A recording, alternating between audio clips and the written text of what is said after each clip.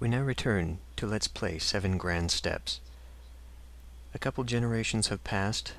I have not made it back into the ruling class tier, but I have made it back into the tax collectors, which has actually been better, because I've been able to focus on trying to get my people, my family, into better skills and all that.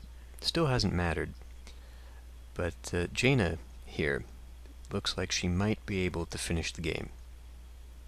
In the time of Jaina, the tax system became inviable to investors. The first emperors had instituted a new system where magistrates collected the poll tax directly. The family's major source of income disappeared. Jaina feared the worst, that she might have to apprentice her children to uncouth tradesmen. Luck favored Jaina, however. The current emperor announced that all free men, in every province under his thumb, would be given full citizenship in the empire. The only exception, citizenship did not confer the same tax exemption enjoyed by the capital's population. Jaina's city decided to express its grievances in the old-fashioned way, revolt. I think that taking the calm approach is the best. It's the least risky. Many responded to her urgings to remain peaceful. Although the city might revolt, without support from the legions stationed in their land, the city would likely burn in a fortnight. Convincing them would be difficult. Most of the soldiers were born and raised in distant provinces. The Senate stationed legionaries far from their homelands. Sympathy was not notched on their scabbards. Something tells me I'm going to be punished for taking a wishy-washy approach to this. I just have this feeling that the developers want me to risk something, just because that's how this fucking game works. But rebellion is not going to work. So, we will continue to advocate peaceful discourse.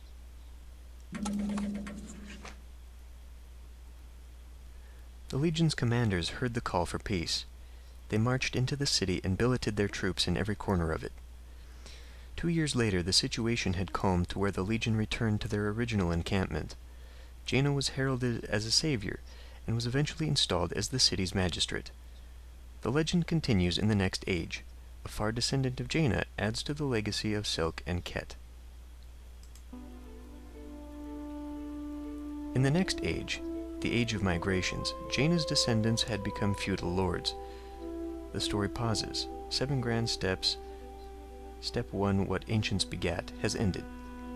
The Gaztep family history has been saved in your documents, blah blah blah. Their story will continue in Step 2, What Darkness Felled. And that's the end to the game. It's an interesting concept, it was an interesting presentation, but I feel it went on for far too long. It was just way longer than I expected to spend doing this game. And I think that really hurts the replayability, because this is the type of game that you play multiple times, but it just takes so long to get through it that it's really monotonous, and you don't really want to spend the time going through it again. I think some of the tediousness could be alleviated if they implemented a thing where your children actually inherited some of the skills of the parents, and I know that's not how it works in real life, but this isn't real life, it's a game. And I'm not suggesting having, a child with A-rank skills, but having an average of the parents and then maybe taking it down a grade so that you have children with like C's and D's, so you don't have to start over from scratch, because the way it is now, you can't focus on more than a couple children at a time. And there are just some situations where you have to go back and you just make children because that's the only good move you can make. It also means that you end up with mediocre kids that just end up having a terrible time on their generation because they have such crappy skills that they always get the bad results in the events. I also think that there needs to be much better documentation, or much clearer documentation, on the ruling game, because what is in here now in the help file is just not helpful. It tells you sort of what things do, but it doesn't tell you how to actually play it effectively. The manual does say that the ruling game is optional, and I feel like the game treats it that way, where you only get into it if you're sort of in need of extra content, whereas I think it should be more integrated as sort of a definite end game. you get there and you participate in this. I mean, for me, I just found it was easier to stick in the noble class, forget about the ruling stuff, and just power through to the end of the game. I do think this game is worth giving a look. It is pretty interesting. I just hope they do something completely different for the next game, because I don't think it would be fun to just do a repeat of this one.